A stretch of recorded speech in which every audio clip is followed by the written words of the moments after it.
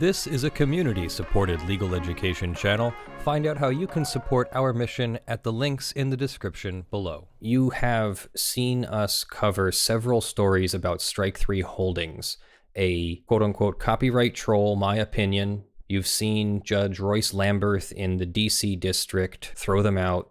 You've seen Judge Joel Schneider in New Jersey throw them out, and they've appealed both of those rulings, and I believe those appeals are still working their way through the appeals process. But I think we have something really remarkable here. For the very first time, I think this is the first time, the Twitter account Fight Copyright Trolls, which is also fightcopyrighttrolls.com, and attorney J. Curtis Edmondson and his legal team have not only won summary judgment against Strike 3 holdings, they have also won their fees and costs, which is extraordinary. I think it's one of the first, if not the first times that a BitTorrent file sharing based copyright infringement case has gone all the way to the point where not only the defendant wins, but also the attorneys recover their fees. So let's just jump into this because the judge does a really good job of explaining this. J. Curtis Edmondson is one of my co-counsel. We use his services for our Strike 3 holdings cases when necessary as well. And he is co-counsel in a California case right now, and he is a consultant for us in a Malibu Media case right now. So I am very proud of his efforts and his success here. And I let him know as much yesterday, and I asked him for a quote, and he just said, "Oh, it's not me. I would like to thank our legal team." So he's very humble about it, and I think he should be less humble because this is an incredible win. This is the Western District of Washington at Seattle, and the judge writes, this is Judge Zilli. I forget Judge Zilli's first name. Is it Thomas? Thomas Zilli. This matter comes before the court on defendant John Doe's motion for summary judgment. Plaintiff Strike 3 Holdings is a purveyor of adult motion pictures, which are distributed through websites like those, and on digital versatile discs, DVDs, or digital video discs, I think is what it stands for when it doesn't have other content on it. Commenced this copyright infringement against defendant John Doe in November of 2017. So it takes 2.5 years to get to a summary judgment motion. Strike 3 sought leave to serve a subpoena duces tecum on an internet service provider, which is a subpoena for identifying someone, in this case, a subpoena identifying the subscriber to the internet service, for purposes of obtaining John Doe defendant's identity as the subscriber associated with an Internet Protocol address. In support of this request, Strike 3 submitted 4 declarations, 2 of which are relevant to the issues raised in John Doe's pending motion for summary judgment, namely, the declaration of Tobias Pfizer. I've met Mr. Pfizer. He is, in fact, an employee of IPP International, a German company that provides forensic investigation services to copyright owners. I met him all the way back in the very first Malibu Media case in the country, where I represented a defendant there. And the declaration of Susan Stalzer, who I don't know. She's an individual who works for Strike 3. You'll see what she does in a moment. In his declaration, Pfizer indicated that he reviews IPP's forensic activity records and determined that IPP's forensic servers had connected to a device using the IP address. This IP address was documented distributing to IPP's servers multiple pieces of Strike 3's copyrighted movies listed on Exhibit A.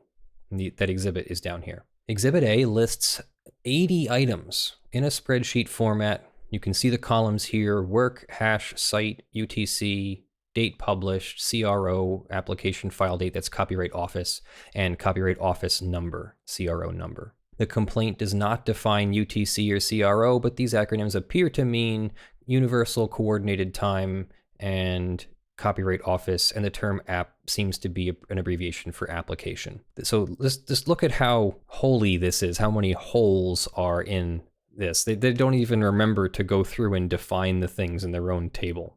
The first 5 rows of the spreadsheet are reproduced here. That's what it looks like. The complaint alleges that the cryptographic hash value of a piece of a file, or the piece hash, serves as that piece's unique digital fingerprint. The complaint further states that the entire digital media file has a unique cryptographic hash value, or file hash, that identifies the file or movie. After all pieces comprising a digital file are downloaded, the software at issue, known as BitTorrent. BitTorrent is a peer-to-peer file sharing program. BitTorrent users or peers access the internet through ISPs and request particular files. Peers, who are members of a swarm, engage with each other through the BitTorrent system, simultaneously downloading and uploading pieces of a desired file. And that's what makes this whole thing even possible, is because it is not just connecting to a server, it's connecting to everybody, then they become one of the peers and they can then log who connects and downloads things. So BitTorrent uses the file hash to confirm that a file is complete and accurate. So we've got a piece hash and we've got a file hash. Neither the complaint nor the amended complaint make clear whether the sequence of letters and numbers appearing in the column in Exhibit A labeled hash are the piece hash or the file hash. So another kind of hole in their logic.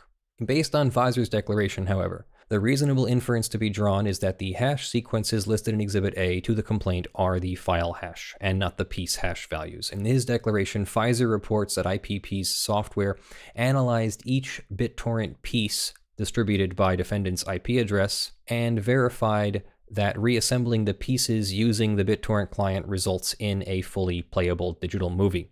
Pfizer further asserted that IPP software determined that the files being distributed by defendant's IP address have a unique identifier of the cryptographic hash outlined in Exhibit A. In other words, each of the values listed in the hash in Exhibit A is a file hash.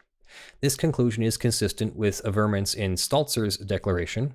According to Staltzer, her task is to perform a verification that copyright infringement has occurred. She was provided with the infringing motion picture file for each of the file hashes listed in Exhibit A, and she viewed each of the unauthorized motion pictures corresponding to the file hashes side by side with Strike 3's motion pictures and published on the various websites and enumerated on Exhibit A, etc. Strike 3's success in obtaining permission to serve a Rule 45 subpoena on the ISP, which eventually supplied the information necessary to effect service on John Doe, was due primarily to their declarations.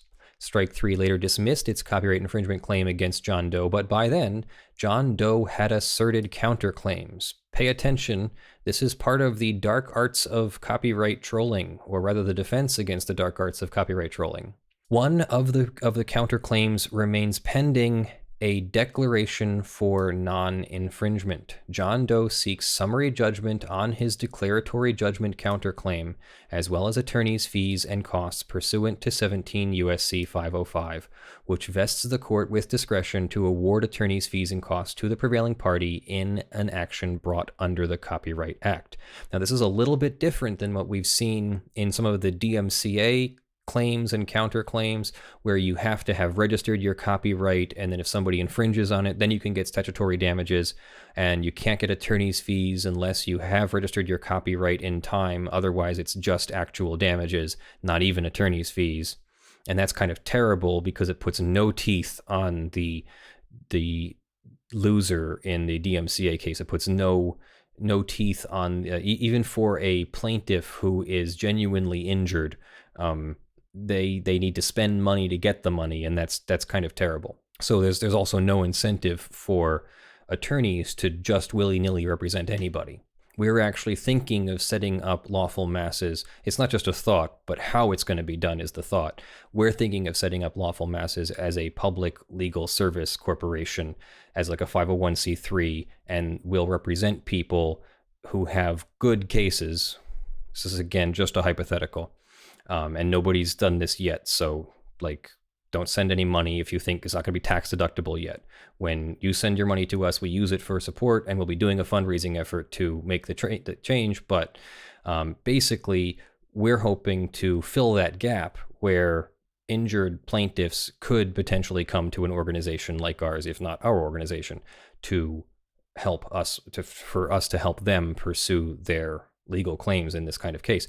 In this case, the Strike 3 Holdings case, we have a fee shifting provision, 17 U.S.C. 505. At the time John Doe filed his dispositive motion, 4 discovery motions were pending. In one of those motions, Strike 3 sought to compel John Doe to produce 2 computer hard drives. So another key to this is that John Doe had better be able to say under oath that they did not commit the copyright infringement, because at some point the Strike 3 Holdings will get the right to examine a hard drive or get John Doe, defendant, under oath. And that's more or less what they're hoping for. The copyright trolling is literally like trolling for fish, or trawling as well, because they're casting a wide net and hoping that they catch defendants who can't say that they're innocent because they might not be innocent. And if that's the case, then, well, what happens if the material's on your hard drive? Well, all of this is probably torpedoed at that point. In light of the issues raised in John Doe's dispositive motion, the court partially granted Strike 3's motion to compel with respect to 1 hard drive. They allowed Strike 3's expert to examine, with some restrictions, the copy that had been made for forensic purposes. An image of the hard drive is what it's called. The scope of Strike 3's expert's review was limited to searching the imaged hard drives for existing and deleted files matching the hash values set forth in Exhibit A. If such files were discovered, Strike 3's expert was authorized to copy or otherwise make a record concerning the presence of those materials.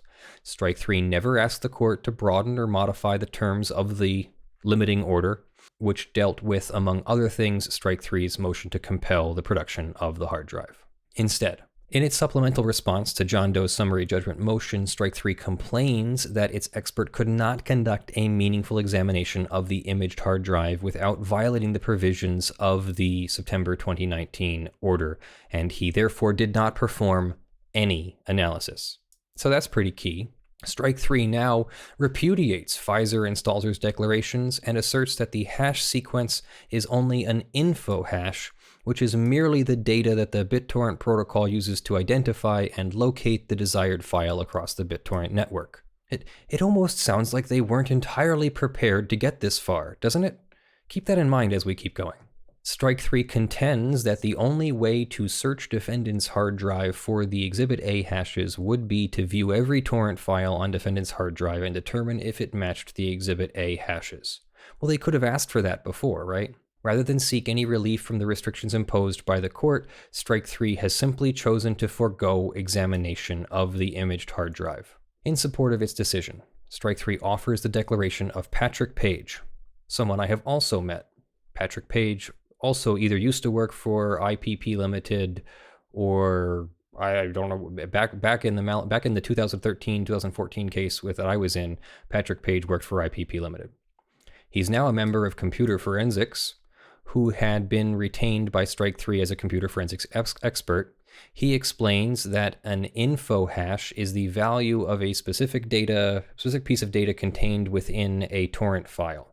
So the BitTorrent protocol uses that hash to identify and locate the desired file. In other words, the info hash is not the actual motion picture that John Doe is accused of infringing, but merely the means by which the BitTorrent program can find the motion picture among the files of all the computers connected to the BitTorrent network. Thus, even if Page were allowed to look within each torrent file on the imaged hard drive for the hash sequences listed in Exhibit A, he would not discover any actual motion pictures, but rather just the information needed for BitTorrent to find the films, perhaps on other individuals' devices. So in other words, the way BitTorrent works, you download basically a text file.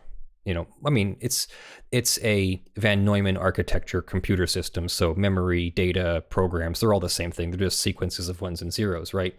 So in this case, the sequences are just a text encoded file, and the information in the .torrent file is simply used to identify which file you're looking for, which movie or which video game or which app or whatever you're looking for. Zip files, in the cases of apps and things. And then the cryptographic hash is the MD5 hash or something like that, that is used. It's a unique hash. It is a unique digital fingerprint. So as long as the exact file is on the BitTorrent swarm, then you can find the file that has exactly that hash.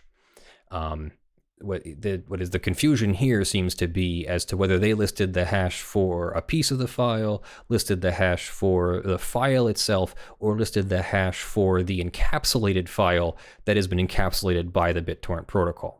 The latter two could be the same. The BitTorrent file hash and the actual file hash could be the same. If it's just a movie file, it's not zipped up or something like that. Yeah, it could be done that way. But it appears that they didn't know to make this all clear to the judge ahead of time. So basically, Page could not look for the file.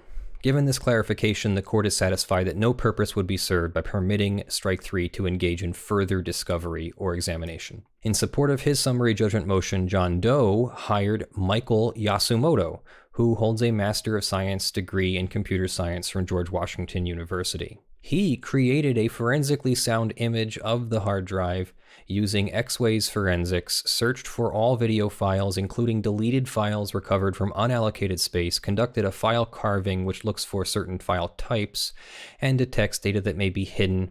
The smallest video file referenced in Exhibit A is approximately 187 megabytes in size. Plaintiff's videos have an introduction and conclusion animation, and he reviewed all the recovered existing video files over 100 megabytes in size to determine if any of them were plaintiff's copyrighted works. None of the videos examined appeared to be plaintiff's work based on the content and the lack of any animated intro or exit sequences. He also compared the SHA-1 hash, which acts as a fingerprint, and none of the videos examined on defendants' computers were a hash match for the videos. I can proudly say I've done this examination before myself as well. I used to use Internet Evidence Finder, which I believe is now Axum from Magnet Forensics. When I did these examinations, it was very clear. You had how many video files can you have on your computer? You can have hundreds or thousands or even tens of thousands. And you use filters to find the sizes and types of videos that you're looking for. And since in my case, Malibu Media's had the XArt logo in the beginning, I could look at the first few frames and see whether the XArt logo was there. In this case, they're looking for the intro animation or the outro animation, and they don't find it. That makes sense to me. That's how I did it, and that's how I would expect a computer expert to do it. Yasumoto's opinion, to a reasonable degree of scientific certainty, is that the motion pictures listed in Exhibit A were not on John Doe's imaged hard drives, and it is strong circumstantial evidence that John Doe did not download or upload Strike 3's copyrighted works. Strike 3 challenged Yasumoto's approach because the hard drive at issue contains undisclosed data, and Strike 3 did not have an opportunity to examine such data or cross-examine Yasumoto. Strike 3 waived such objections by failing to take advantage of the discovery permitted by the court or propose any alternatives to the restrictions imposed by the court with regard to Strike 3's expert analysis. So they were not prepared to take on that analysis and did not correct the mistakes made along the way. So the court goes into the summary judgment standard, which is basically just a way of disposing of the case instead of going to a trial. The moving party in summary judgment bears the burden of demonstrating the lack of the need of a trial, which we're going to call the absence of genuine issues of material fact. So material facts are relevant facts that make things more or less true in a legal operation. So in other words, whether the file was about one kind of adult entertainment or a different kind doesn't matter. What matters is, was it a file that is owned by Strike 3 Holdings? And so material facts and genuine issues of material facts go to trial for a jury to decide or a judge when acting as a fact finder. A fact is material if it might affect the outcome of a case. To survive a motion for summary judgment, the opponent must present affirmative evidence which shows that there is some kind of genuine issue of material fact. When the record taken as a whole could not lead a rational trier of fact to find for the non-moving party on matters as to which such party will bear the burden of proof at trial, summary judgment is warranted. In opposing John Doe's motion for summary judgment, which seeks a declaration of non-infringement, Strike 3 contends that the court lacks jurisdiction to grant the requested relief. So like a Hail Mary, I guess, trying to get the case thrown out or get the counterclaim thrown out. The court says Strike 3's argument is without merit. This case does not involve the type of preemptive litigation that frequently raises concerns about the existence of an actual case or controversy. So I'm going to skip ahead a little bit. They say Strike 3 did not merely threaten John Doe or render him reasonably apprehensive about the prospect of a lawsuit, which is apparently allowed. Instead, Strike 3 took the very real steps of commencing this proceeding, seeking expedited discovery, getting a summons and serving John Doe with the complaint. When John Doe asserted his declaratory judgment counterclaim, and when he filed an amended version of his counterclaim, Strike 3's copyright infringement claim was still pending, and the court had Article 3, which is Article 3 of the U.S. Constitution, jurisdiction. Strike 3's subsequent dismissal of its copyright infringement claim did not render moot John Doe's request for declaratory relief. The case or controversy requirement persists through all stages of litigation, but this action is not one in which jurisdiction was lost after the complaint was filed. Unlike LHF Productions, listed above, in which an alleged BitTorrent user's counterclaim for a declaratory judgment of non-infringement was dismissed as moot in light of plaintiff's dismissal with prejudice, Strike 3's voluntary dismissal was without prejudice, and in contrast to the plaintiff in the Crossbow case above, Strike 3 has not provided any covenant not to sue. So in other words, there was still a case or controversy. The claims were still alive, having been dismissed without prejudice, which means they can be filed again. So there was still very much a threat of litigation. And you'll see below, they wanted to go after John Doe's son. Indeed, not only has Strike 3 preserved its ability to pursue further litigation against John Doe, it has indicated that it will not consent to the declaration of non-infringement unless John Doe is precluded from receiving attorney's fees and costs, so they'll only agree to cut and run if they're allowed to cut and run. Otherwise, it's on. And Strike 3 is explicitly permitted to bring copyright infringement claims against John Doe's son. So they got it wrong in the complaint. They had accused the wrong person by accusing John Doe, so now they want to go after John Doe's son. In essence, Strike 3 is attempting to thwart John Doe's efforts to obtain attorney's fees and costs on the one hand by refusing to dismiss its Copyright Act claim with prejudice and thereby denying John Doe prevailing party status, while on the other hand deploying its dismissal without prejudice as a jurisdictional shield against John Doe's declaratory judgment claim. The court will not permit Strike 3 to use such a gimmick designed to allow an easy exit now that discovery has revealed its claims are meritless. So, on to the declaratory judgment of non-infringement. Strike 3, not John Doe, bears the burden of proof with respect to infringement. That's extremely important. John Doe does not have to now prove that he didn't infringe. Strike 3 has to prove that he did infringe, or else they lose on the declaratory judgment of non-infringement. A core element of copyright infringement is the copying of protected elements of a work. Strike 3 has provided no evidence that John Doe copied any of their motion pictures. At most, they have shown that an entity with access to the IP address downloaded certain materials identified by the hash sequences listed in Exhibit A to the complaint. Strike 3 cannot link John Doe to the activity associated with the IP address. See Cobbler, Nevada v. Gonzalez, a Ninth Circuit 2018 case, and apparently this footnote, number 5, which is the Royce C. Lamberth case, where he says that Strike 3's method of identifying copyright infringers is famously flawed, including IP address spoofing, the existence of unsecured routers, the ability of malware to crack passwords or open backdoors, the sharing of IP addresses among family members, roommates. These are literally the arguments that I've made in my cases, and unfortunately, some courts just don't agree with this yet. Or maybe I've failed as a copyright attorney. And the random assignment of IP addresses to a general location if a more specific one cannot be identified by geolocation services. Moreover, dynamic IP addresses might be reassigned to many different individuals during a short time frame, and these frequent changes create a significant chance of misidentification. In this matter, Exhibit A to the complaint lists dates of BitTorrent activity, but the only time which the ISP provided subscriber information in response to Strike 3's expedited request was this one moment in time. So they're suing somebody for 80 infringements over a period of time from May 10th, 2017 to December 1st, 2017, and they only asked the internet service provider for one moment in time, which was September 5th. Strike 3's assertion that John Doe was the subscriber for the IP address at that time, or rather any other moment, is unsupported by the record.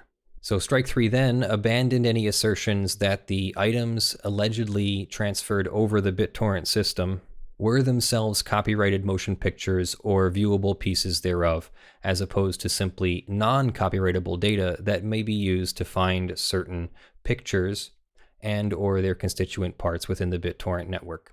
Consistent with Strike 3's lack of proof of copying, John Doe's expert has indicated that John Doe's computer does not contain any of the motion pictures described in Exhibit A to the complaint.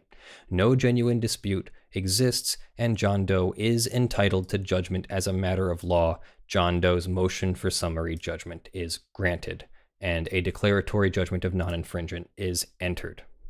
So that is awesome, but that is not where it ends. Under the Copyright Act, attorney's fees are not awarded to the prevailing party automatically. Rather, the court must exercise its discretion, considering various non-exclusive factors, the losing party's position, whether it was frivolous or objectively unreasonable, the losing party's motivation, and the need to compensate and deter, and the purposes of the Copyright Act. These guideposts indicate that attorney's fees are warranted in this matter.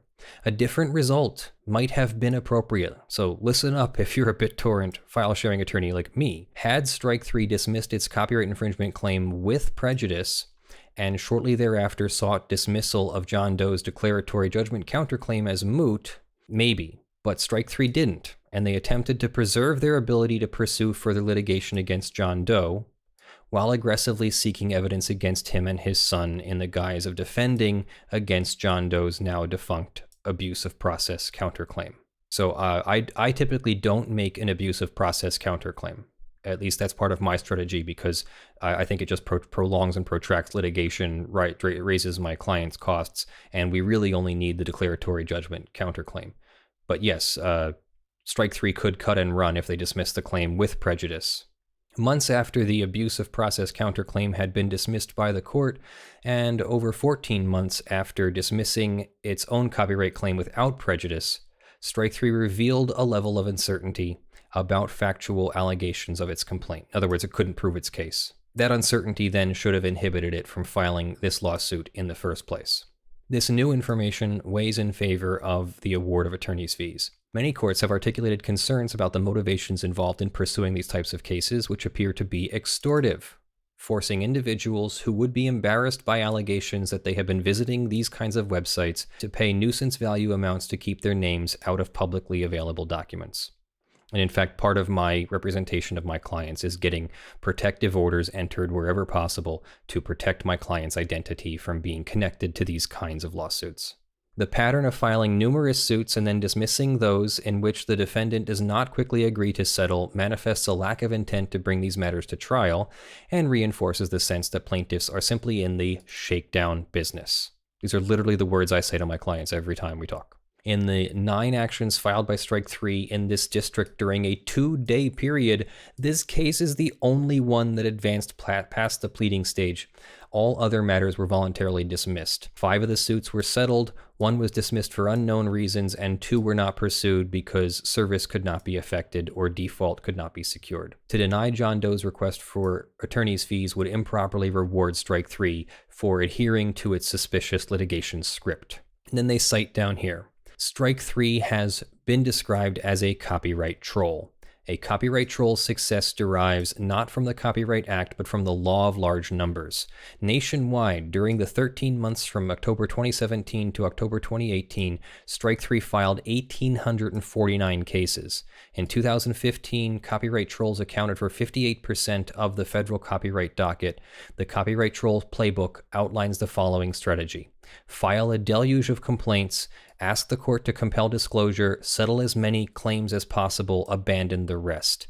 And that is Matthew Sagg and Jake Haskell, The Defense Against the Dark Arts of Copyright Trolling, which is an Iowa Law Review article that I've read this and I follow this as well. It teaches that cases should be dropped at the first sign of resistance to stay one step ahead of any coordinated defense. Or, metaphorically speaking, when a billy goat gruff moves to confront a copyright troll in court, the troll should cut and run back under its bridge. The Ninth Circuit's decision in Cobbler, Nevada appears to have stemmed the tide of BitTorrent litigation, and the court does not view deterrence as a basis for awarding attorneys' fees in this matter. Compensation, however, is a relevant factor, as is the policy underlying the Copyright Act of encouraging defendants to advance and litigate meritorious copyright defenses. In outlining the services for which John Doe is requesting attorney's fees, his lawyers have carefully segregated between the successful and unsuccessful defenses, counterclaims, and motions, and the amount sought is narrowly tailored to the matters on which John Doe prevailed. For example, Adrienne McKenty of Terrell Marshall Law Group has not included in her computations time spent on the failed abuse of process counterclaim. She has even excluded the billings related to John Doe's current motion for summary judgment. Likewise, J. Curtis Edmondson of Edmondson IP Law has significantly curtailed the amount requested on behalf of John Doe by not including any time billed after August 23, 2018, when Strike 3 dismissed its copyright infringement claim, and by applying a 50% reduction to all other fees. I think that is extraordinarily fair, and I think that really helped the judge make this decision too. Having reviewed the materials submitted, the court concludes that the requested hourly rates are commensurate with the amount charged by lawyers of similar skill in the local legal community for comparable work, and that the following attorney's fees are reasonable. Terrell Marshall Law Group, $13,615. Edmondson IP Law, $26,886 for a total of $40,501.63. There's also some costs involved.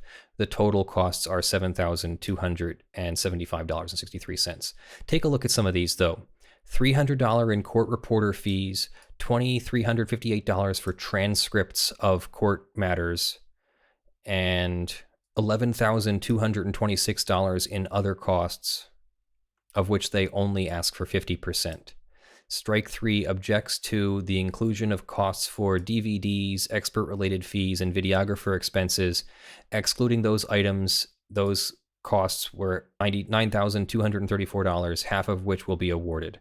So the total amount of costs is that $7,275. So, defendant's motion for summary judgment is granted. The defendant is entitled to judgment on his counterclaim for a declaration of non-infringement, and those costs above, which appear to be about $47,775 in some sense. That sounds about right. So that is Thomas S. Zilli, United States District Judge for the Western District of Washington. I think that is really remarkable. I think J. Curtis Edmondson and his legal team deserve a big attaboy for that win. It's a lot of work. Holy mackerel, was that a lot of work just to prove that one person didn't download things via BitTorrent, which is crazy. It's absolutely crazy. But that's the world we live in with copyright. What do you think of that? Let us know in the comments below. And since in so many jurisdictions they want you to mark things as attorney advertising, since I practice in this area, my bringing you this case could be considered attorney advertising. I don't intend it to be so, but that doesn't necessarily negate the requirements that I mark things as attorney advertising. So I will put that mark on this video then. All right, so that's our show. Let us know what you think in the comments below, and thank you for your financial support. Lawful Masses is a community-supported legal education channel and would not exist without your monthly financial support on patreon.com/ljfrench and sponsors.com/law. In the month of February, we have $50 plus supporters who contribute and get their name read at the end of our videos. For the month of February, our $50 plus supporters are Aspernari, Video Demonetized, John Steele, Gavin Barnard, Eevi, Kyle Mudrak, Michael Pearce, Spirit Bear, Jan Negrey, Daniel Perez, Blackleaf, Joe Tyson, Benjamin Hitov, Stephen, Cute Grills in your area, Ottah, Kysal, and Longreach Jones. Thank you very much for all of your support. The $5 plus supporters will be scrolling on the screen in front of me, and everyone's in the description of the videos below. I am Leonard French, your favorite copyright attorney. I love you all. I will see you in the next one. Have a good one. Bye.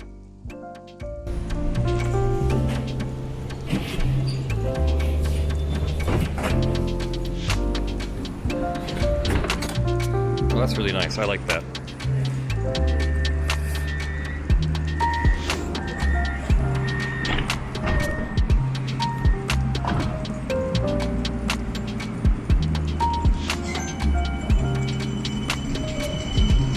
That is really cool. That is the most futuristic tram I've ever seen. And here's the library, where we're about to get our library cards.